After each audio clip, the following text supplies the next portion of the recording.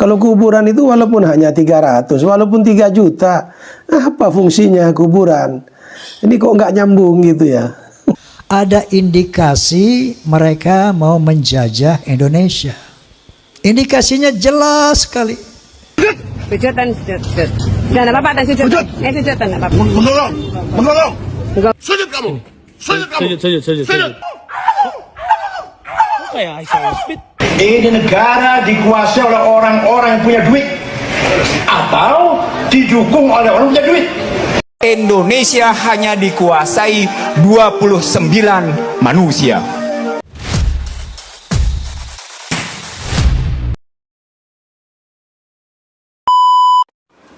Assalamualaikum warahmatullahi wabarakatuh.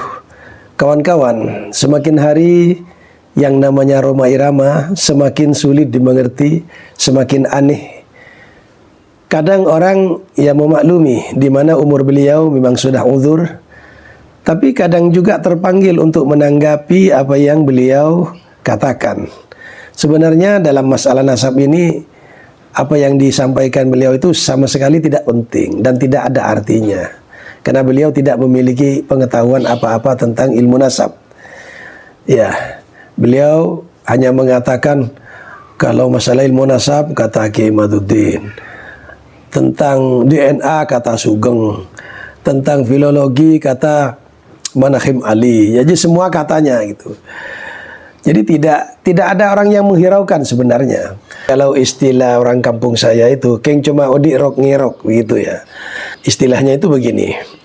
Kalau ada orang tua ngomong bicara, jadi Rhoma Irama ini ibarat anak kecil ya, mondar-mandir, ngomong sendiri, ya, ibaratnya begitu ya. Kelebihan beliau itu cuma satu, karena beliau itu tokoh populer. Satu tokoh yang sudah dikenal sebelumnya, itu saja ya. Disiplin ilmunya tidak ada, nol besar gitu. Nah, mari kita dengarkan paparan beliau. Kita bangsa Indonesia tidak boleh diam melihat fenomena ini. Kenapa? Ada indikasi mereka mau menjajah Indonesia. Indikasinya jelas sekali. Ada yang bagian memalsukan kuburan. Di mana-mana dibikin kuburan-kuburan palsu. Alhamdulillah, menurut keterangan beliau juga sudah banyak yang dibongkar. Para Habib mau menjajah Indonesia. Kata Guru Gembul, data ilmiahnya dari mana? Maka untuk membahas masalah ini mau menggunakan ilmu apa? Dari perspektif mana? Kalau dari perspektif keamanan negara, maka polisi tentara tinggal bergerak saja tangkap semua Habib yang ada di Indonesia ini. Ya, nanti Rhoma Irama jadi saksi ahlinya di pengadilan. Entah pasal apa yang mau diterapkan. Karena Habib-Habib di Indonesia ini cukup banyak jumlahnya, jutaan. Atau paling tidak ya ratusan ribu. Atau justru Rhoma Irama yang berhubungan dengan pihak yang berwajib. Karena telah membuat berita palsu, menyebarkan kebohongan, mengada-ada, membuat keresahan di masyarakat. Tapi yakinlah sekalipun Rhoma Irama luput dari pengadilan dunia, dia tidak akan lepas dari pengadilan Qadhi Rabbul Jalil, yaitu pengadilan akhirat kelak. Karena setiap perkataan, pendengaran, penglihatan, dan perbuatan pasti akan dimintai pertanggungjawabannya. Saya malah jadi heran sekali dan hampir tidak percaya seorang Rhoma Irama senista ini. Selama ini saya dan banyak orang tahunya Rhoma Irama itu adalah seorang seniman yang penuh dengan kelembutan. Lagu-lagunya banyak digemari di masyarakat. Tapi belakangan kita seolah ditampakkan kepribadian seorang Rhoma Irama. Oh, ternyata ini aslinya Rhoma Irama. Teringat kata-kata Pangki Suito, suami dari Yati Oktavia. Itulah Omah, kata Pangki dulu ya, ketika sedikit ada konflik. Analisis, pengamatan, dan kesimpulan Rhoma Irama ini seperti apa? Sehingga Habib yang akan menjajah Indonesia, indikasinya jelas, kata beliau. Sependek pengetahuan saya, indikasi penjajahan atau neokolonialisme itu bukan dari etnis Arab atau Habib. Ya, kalau kita lihat sebuah video, apakah tidak lebih mengkhawatirkan di video ini soal jajah-menjajah? Apa? Ya, ini minta maaf. Minta maaf? Ayo minta maaf dan minta maaf. Sujud. Sujud dan sujud. Dan apa dan sujud. Sujud dan apa. Sudah, yuk biar selesai. Menggolong. Menggolong. Jadi kamu. Sini. Sujud kamu. Sujud kamu. Sujud. Sujud. Biar cepet. Ngomong kamu. Ngomong. Ngomong. Kok kayak Aisyah speed? Kok jadi speed? Woi. Menggonggong, ya, mental seperti inilah kalau mau diwaspadai. Bukannya Habib itu orang yang selalu sholat malam, beribadah, mengajar, memberi pencerahan. Kok malah Habib? Ini loh ya Bang Haji. Coba ini disorot, ini diulas begitu. Oke, lanjut kita dengarkan ini lagi. Sekarang ini yang korupsinya triliunan tenang saja. Kenapa? Negara ini sekarang sistem yang berjalan negara oligarki.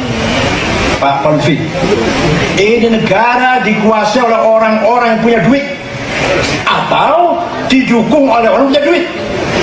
Pak Jokowi nggak punya duit, Pak Jokowi nggak punya partai, bukan ketua partai, tapi didukung oleh yang punya duit dan punya partai. Nah, ini perkataan Kiai Said, Bang Haji, sudah jelas ya. Siapa sebenarnya pemegang kendali di negara kita ini? Bukan Habib.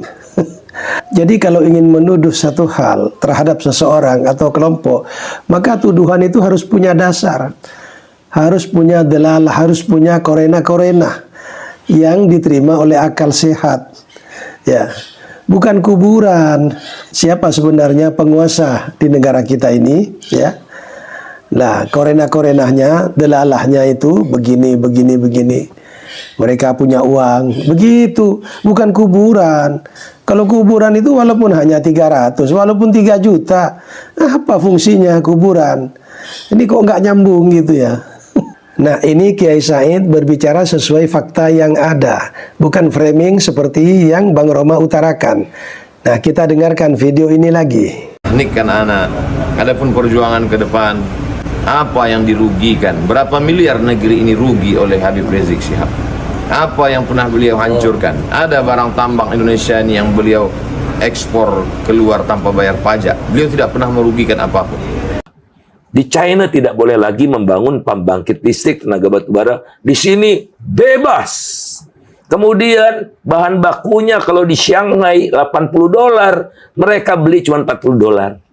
Apa yang mereka belum tidak dapatkan? Iya, betul. Mereka tidak kena pajak ekspor. Iya, betul. Luar biasa. Dan tidak ada program divestasi seperti Freeport. Tidak ada. Mencermati segala sesuatu harus berdasar fakta, data, dan kesimpulan yang objektif. Kita dengarkan video ini lagi. Indonesia hanya dikuasai 29 manusia. Ini ceramah gue di berbagai perguruan tinggi ya, bukan di hadapan lo nih. Gue ulang ya, ini ceramah gue bukan di hadapan lo, di hadapan berbagai perguruan tinggi. Siapa 29 itu? Kan gitu pertanyaannya. 10 ketua umum partai politik. Oke? 10 ketua umum partai politik. 10 orang terkaya. Oke? 10 orang terkaya. Mau dibilang 10 boleh. Partai politik, kan bukan 10 partai politik, 9. Iya 9 aja deh. Karena yang ada di DPR cuma 9. Yang main habis-habisan 9. Oke, 9 tambah 10, 19. Berapa hakim Mahkamah Konstitusi? 9. Berarti 28 ya? Satu lagi siapa? Presiden. Ketemu dia 29. Lo nggak bisa bikin apa-apa. Cuma mereka yang main nentuin negeri ini. Nah, masih kurang jelas Bang Haji. Ini perkataan Bang Ihsanuddin Nursi. Jadi siapa yang memegang Indonesia ini? Nah, kata beliau 29 orang. 10 orang kaya, Bang Haji ya. Adakah mereka Habib? Nah, ini yang bilang seorang ekonom, ahli ekonomi. Tentu pengamatannya, analisisnya dari data-data ilmiah, kata Guru Gembul. Jadi umpama ini hanya umpama, hanya contoh ya. Xi Jinping berkata, Pulau Kalimantan itu akan menjadi milik Tiongkok. Maka perkataan Xi Jinping ini bisa dianalisis, dicari indikatornya yang jelas. Jalannya seperti apa kok bisa begitu? Oh, ternyata kita banyak hutang. Ya, dan tak mampu bayar. Nah, ini kan logik.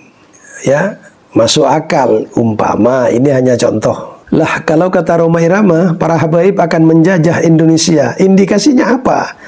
Banyaknya kuburan palsu, banyaknya doktrin-doktrin sesat, khurafat. Lah, nggak nyangkut di akal, kata Guru Gembul. Terus ada lagi yang diangkat ke permukaan, yaitu perkataan seorang Habib yang mengatakan bahwa Jawa atau Indonesia ini adalah milik Tarim. Memang kebetulan Pulau Jawa, Indonesia ini dikatakan bintu Tarim. Ini punyanya Aulia Tarim. Seakan-akan Aulia itu punya kaplingan sendiri. Ini bahasa apa ya, guyon ya. Kita nggak tahu hakikatnya, tapi kita pernah dengar dari para salihin bahwa Indonesia ini milik Aulia Tarim. Ini satu bukti, kata Bang Roma, bahwa Habib akan menjajah Indonesia. Jika ada yang berkesimpulan seperti itu, maka hanya ada dua kemungkinan. Yang pertama, orang bodoh. Yang kedua, memang sengaja memframing demikian. Jika Habib yang berkata demikian dianggap mau mencaplok Indonesia, maka Habib itu harus diselidiki secara komprehensif. Apa Habib itu punya gerakan di bawah tanah, punya pasukan bersenjata di gunung-gunung, atau Habib itu seorang konglomerat yang menguasai perekonomian besar sehingga bisa berbuat banyak hal dengan hartanya, atau Habib itu menggalang kekuatan militer secara diam-diam. Tapi jika tidak demikian, di mana Habib itu hanya seorang pengajar, seorang ulama, seorang kiai yang hanya mengajar santrinya pagi sore, dikatakan mau menjajah Indonesia, sungguh terlalu, Bang Haji. Jadi bagaimana memahami bahwa Jawa ini milik Tarim? Itu maksudnya pendekatan agama, satu visi, satu aliran, satu mazhab, persaudaraan. Kan Tarim itu adalah negeri yang diberkahi, yang didoakan oleh Rasulullah SAW. Tentu Tarim adalah negeri mulia dan memberi pengakuan bahwa Jawa sama dengan Tarim. Itu maksudnya. Lagi pula Habib itu bilang Tarim, bukan Yaman secara keseluruhan. Kalau Tarim mau menjajah Indonesia atau Jawa, maka rumus politiknya seperti apa? Tarim merupakan bagian wilayah Yaman dan Jawa merupakan bagian wilayah dari Indonesia. Jadi bagaimana rumusnya? Taruhlah satu kabupaten di luar negeri mau mencaplok satu kabupaten di luar negara. Kan aneh dan lucu. Jadi itu penghormatan kepada penduduk Jawa. Seperti Aceh Serambi Mekah. Jadi bukan berarti Mekah itu mau menganeksasi Aceh, tidak. Atau Madura merupakan Serambi Madinah. Itu adalah pengakuan secara spiritual. Bukan berarti Madinah mau mengambil Madura, tidak. Mana bisa. Kita dengarkan kembali. Memang kebetulan Pulau Jawa, Indonesia ini dikatakan bintu Tarim. Ini punyanya Aulia Tarim. Bahwa Indonesia ini milik Aulia Tarim. Jadi Jawa milik Aulia Tarim. Kalau berbicara Aulia berarti berbicara tentang karomah, kemuliaan. Masa Aulia mau menjajah Indonesia? Ya, jadi Habib itu mengatakan Jawa milik Aulia Tarim, ya. Ini kalau sudah berbicara aulia, ini tentang kewalian, kesamaan ruhaniyah, ya. Kesamaan visi di bidang agama. Masa ada wali mau menjajah negara? Kalau nanti mengklarifikasi, ya itu maksudnya mau menjajah secara agama. Mau menjajah secara agama bagaimana? Para habaib ini bukan muncul di tahun 2024. Keberadaan Habib di Indonesia ini sudah ratusan tahun. Habib ini mendidik anak-anak bangsa, mengajak kepada tauhid. Bahkan para habaib Arab itu membantu Bung Karno atas kemerdekaan Republik Indonesia. Kok ada penjajahan agama? Nanti Nabi Muhammad dikatakan menjajah. Ini bukan perkataan orang yang ahli agama. Orang liberal mungkin bisa berkata demikian. Kita dijajah oleh kiai, oleh ustadz, oleh ulama, oleh habib secara agama. Kalau orang beriman, orang Islam yang berilmu tidak mungkin berkata demikian. Itu mengada-ada namanya. Percayalah Bang Roma, apa yang dilakukan Bang Roma secuil pun tidak akan ada hasilnya. Dikira para habaib di Indonesia ini sendirian. Di belakang para habaib itu adalah pondok-pondok besar Bang Roma, ya. Silahkan survei mulai dari timur Indonesia sampai barat Indonesia. Lebih-lebih di Jawa Timur. Ya, semua pondok-pondok besar itu adalah di belakang habaib dan menyatu dengan para habaib. Yang ikut Kiai Imaduddin itu hanya pondok-pondok kecil, orang-orang yang masih mencari popularitas. Pondok-pondok besar silahkan datang ke Jawa Timur. Silakan datang ke Jawa Timur. Di mana ada pondok-pondok besar yang anti Habib? Tidak ada. Maka apa yang dilakukan Bang Roma adalah sia-sia belaka. Terima kasih.